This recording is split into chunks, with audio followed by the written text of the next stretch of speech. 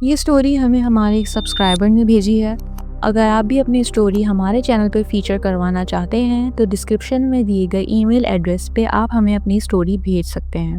وہ لکھتی ہیں کہ ہماری زندگی میں بے شمار واقعات رونما ہوتے ہیں جن کو لاکھ کوشش کے باوجود ہم بلا نہیں پاتے۔ ایسا ہی ایک ناقابل فراموش واقعہ میں یہاں بیان کر رہی ہوں جو امید ہے کہ آپ لوگوں کو یاد رہے گا۔ میرے ماموں یونس 4 بھائیوں میں سب سے بڑے تھے۔ انہوں نے میٹرک تک تعلیم حاصل کر رکھی تھی۔ باقی بہن بھائی ان پڑھ تھے۔ گاؤں کے لوگ ماموں کو چودھری کہتے تھے۔ علاقے میں بھی ان کا کافی اثر و رسوخ تھا اور ناظم سے ان کی کافی اچھی دوستی تھی۔ نانا کی 40 ایکڑ زمین تھی جو ان کی وفات کے بعد انہوں نے پٹواری اور تحصیلدار سے ساز باز کر کے اپنے نام کروا لی۔ جبکہ دوسرے بہن بھائیوں کو پتہ چلا تو وہ اپنے حصے کی زمین مانگنے لگے۔ ماموں نے زمین دینے سے انکار کر دیا اور کہا والد صاحب نے مرنے سے پہلے ہی زمین میرے نام کر دی تھی۔ میرے دوسرے ماموں گاؤں کے چند بڑوں کو لے کر ان کے پاس گئے۔ انہوں نے ماموں کو بہت سمجھایا کہ آپ کے سگے بہن بھائی ہیں، آپ کے والد کی زمین میں ان سب کا برابر کا حصہ بنتا ہے، اپنے بہن بھائیوں کو ان کے حصے کی زمین دے دو، یہ بھی خوش ہو جائیں گے اور اللہ بھی راضی ہو جائے گا۔ لیکن کوششوں کے باوجود ماموں نہیں مانے اور اپنی ضد پر قائم رہے۔ یہاں سے مایوس ہو کر انہوں نے عدالت کا دروازہ بھی کھٹکھٹایا۔ اپنے اثر و رسوخ کے بنا پر وہ عدالتی جنگ بھی جیت گئے۔ اب وہ 40 ایکڑ نئی زمین کے تنہا مالک تھے۔ ماموں کا ایک ہی بیٹا تھا جو شہر میں تعلیم حاصل کر رہا تھا۔ ایک منشی رکھا تھا جو ہونے والی آمدنی کا حساب کتاب کرتا تھا۔ زمینوں سے اچھی خاصی آمدنی ہو رہی تھی۔ 40 ایکڑ زمین میں 2 ایکڑ زمین غیر آباد تھی۔ یہاں ایک پرانی قبر تھی۔ لوگوں کا خیال تھا کہ اس قبر میں اللہ کا نیک بندہ دفن ہے یا کوئی غیر مرئی مخلوق بستی ہے، جس وجہ سے چودھری یونس کی فصل دوسرے لوگوں سے زیادہ اوسطی ہے۔ زندگی صبر اور شکر کی آزمائش ہے۔ جو اس آزمائش میں کامیاب رہتے ہیں، زندگی بس انہی کی ہے۔ جو صبر اور شکر کی اہمیت کو نظر انداز کرتے ہیں وہ اس جہاں میں بھی اور آخرت میں بھی ناکام رہتے ہیں۔ لالچ عقل کو اپنا غلام بناتی ہے۔ ماموں کو بھی زیادہ سے زیادہ لالچ رہتی تھی۔ اس نے کئی بار سوچا اس غیر آباد زمین کو بھی آباد کیا جائے، اسے کاشت کے قابل بنایا جائے اور اس طرح آمدنی میں بھی اضافہ ہو جائے۔ ایک دن انہوں نے اپنے منشی لیاقت کو اپنے ارادے سے آگاہ کیا۔ منشی نے کہا ٹھیک ہے چودھری صاحب، ہم صبح کام شروع کر دیں گے اور 8-10 دن میں یہ زمین ہموار ہو جائے گی۔ دوسرے دن جب قبر والی زمین کو ہموار کرنے کا کام شروع ہونے لگا تو گاؤں کے بزرگ ماموں کے پاس آئے۔ انہوں نے کہا اس زمین کو ہموار نہ کریں، یہاں کوئی اللہ کا نیک بندہ دفن ہے یا کوئی غیر مرئی مخلوق رہتی ہے، ان کو چھیڑنا نہیں چاہیے۔ گاؤں کے لوگوں نے انہیں بہت سمجھایا کہ اللہ نے آپ کو بہت کچھ دیا ہے، آپ نے اگر ان کو بے گھر کیا تو یہ آپ کے لیے نقصان دہ ہو سکتا ہے۔ انہوں نے بڑوں کا کہنا نہیں مانا اور کام شروع کروا دیا۔ رات کو ایک نادیدہ قوت ماموں کے پاس آئی۔ جب انہوں نے دیکھا تو وہ ڈر گئے۔ آپ کون ہیں اور کیا چاہتے ہیں؟ میں کوئی بھی ہوں، آپ کو اس سے کیا غرض؟ آپ کو یہ بتانے آیا ہوں کہ آپ کی غیر آباد اور بنجر زمین ہمارا مسکن ہے۔ آپ نے جو اسے ہموار کرنے کا منصوبہ بنایا ہے اسے اپنے ذہن سے نکال دیں۔ اگر آپ نے ایسا نہ کیا تو آپ کو بہت نقصان ہوگا، آپ کی زمینوں کی آبادی بھی ختم ہو سکتی ہے۔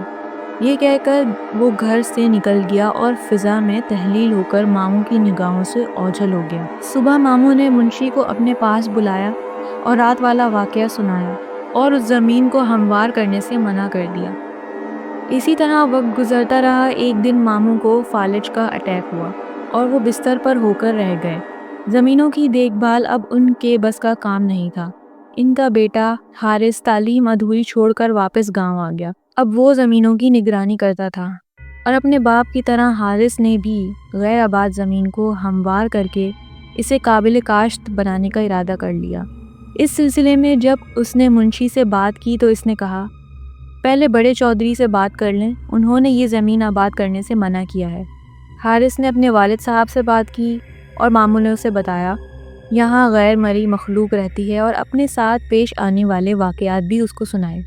یہ جن بھوت والی باتیں سب جھوٹی ہوتی ہیں، ان کا حقیقت سے کوئی تعلق نہیں ہوتا۔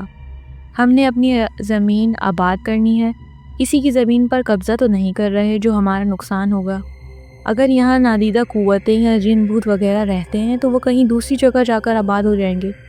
حارث کی باتیں سن کر ماموں بہت پریشان ہو گئے۔ انہوں نے اپنے بیٹے کو بہت سمجھایا، اسے پچھلی راتوں کے خوفناک واقعات بھی سنائے، لیکن حارث نہیں مانا۔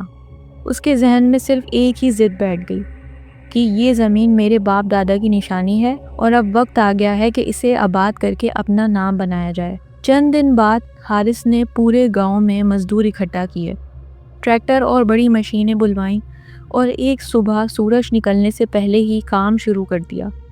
شروع میں سب کچھ معمولی لگ رہا تھا، مٹی کی خوشبو، مشینوں کی آوازیں، مزدوروں کی ہنسی مذاق، مگر جیسے جیسے دن چڑھنے لگا ماحول میں عجیب سی گھٹن اور وحشت پھیلنے لگی۔ سورج دوپہر تک چمک رہا تھا، لیکن اچانک بغیر کسی وجہ کے آسمان پر کالے بادل چھا گئے۔ ہوا میں ایک سنسناہٹ سی اٹھنے لگی، جیسے کچھ بہت برا ہونے والا ہو۔ درخت زور زور سے ہل رہے تھے۔ مزدور ایک دوسرے کو گھبراہٹ سے دیکھنے لگے، مگر حارث نے ہاتھ کے اشارے سے کام جاری رکھنے کو کہا۔ تبھی اچانک ایک زوردار چیخ گونجی، سب چونک گئے۔ دیکھا تو ایک مزدور زمین پر بے ہوش پڑا تھا۔ اس کا چہرہ اتنا ڈر سے اکڑا ہوا تھا جیسے اس نے کوئی بھوت یا عجیب چیز دیکھ لی ہو۔ چند مزدور اسے اٹھا کر بھاگ گئے، باقی کانپتے ہاتھوں سے مشینیں بند کرنے لگے، لیکن حارث نے ضد پکڑ لی تھی۔ یہ سب وہم ہے، کام جاری رکھو، اس نے کہا۔ اس کی بات ابھی مکمل بھی نہیں ہوئی تھی کہ زمین میں ہلکی ہلکی لرزش ہونے لگی، جیسے نیچے کچھ زندہ چیز ہل رہی ہو۔ ایک ٹریکٹر جو بالکل سیدھا کھڑا تھا بغیر کسی ڈرائیور کے الٹا گھومنے لگا اور زوردار آواز کے ساتھ گر گیا۔ ہوا میں ایک عجیب سی بدبو پھیل گئی، جیسے کسی سڑی ہوئی لاش کی بو ہو۔ حارث کا دل زور زور سے دھڑکنے لگا، مگر اس نے ہمت نہیں ہاری۔ رات کو مشکل سے گھر لوٹ کر آیا۔ گھر کا ماحول بھی کچھ خوفناک سا تھا۔ دروازے خود بخود کھل بند ہونے لگے۔ کمرے میں داخل ہوتے ہی روشنی مدھم ہونے لگی، ہوا تیز ہو گئی، اور جیسے ہی حارث نے پلنگ پر بیٹھنے کی کوشش کی، ایک ٹھنڈی سانس اس کے کان کے قریب محسوس ہوئی، جیسے کوئی اس کے برابر میں ہو۔ خدا کا خوف کر، رک جا، ایک ہلکی خوفناک آواز جو اس کے کان میں پڑی، جس نے اس کے جسم کو ہلا کر رکھ دیا۔ اس کا گلا سوکھ گیا تھا اور دل میں خوف محسوس ہونے لگا تھا۔ اس رات حارث کو تیز بخار ہو گیا، بستر پر لیٹے لیٹے وہ مرنے والی حالت میں ہو گیا تھا۔ مجھے معاف کر دو، میں نے نہیں جانا تھا، میری غلطی تھی۔ ماموں بھاگتے ہوئے آئے۔ حارث کے چہرے پر خوف کے گہرے سائے تھے۔ ماموں نے فوراً قرآن اٹھایا اور تلاوت شروع کر دی، مگر جیسے جیسے وہ پڑھتے کمرے میں عجیب سی کھڑکھڑاہٹ سنائی دینے لگی۔ دیواروں پر سائے رینگنے لگے۔ کبھی کوئی سایہ دروازے کے قریب نظر آتا، کبھی کھڑکی کے پار کوئی انجان صورت جھلک لیتی۔ ماموں نے گاؤں کے بزرگوں کو بلایا۔ پوری رات دعا اور توبہ ہوتی رہی۔ کسی نے مشورہ دیا کہ زمین کو چھوڑ دیا جائے اور کوئی تعمیر وہاں نہیں کروائی جائے۔ اگلے دن جب لوگ دوبارہ اس زمین پر گئے تو دیکھ کر سب کے ہوش اڑ گئے۔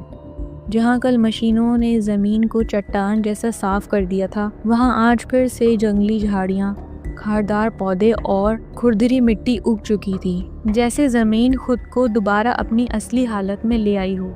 یہ منظر دیکھ کر حارث زمین پر سجدے میں گر گیا، آنسوؤں کے ساتھ اللہ سے معافی مانگی اور قسم کھائی کہ اب کبھی اللہ کی کسی مخلوق کو تکلیف نہیں دے گا۔ کہتے ہیں کہ آج بھی جب کوئی اس زمین کے آس پاس سے گزرتا ہے تو اسے ہوا میں ہلکی ہلکی سرگوشیوں کی آوازیں سنائی دیتی ہیں۔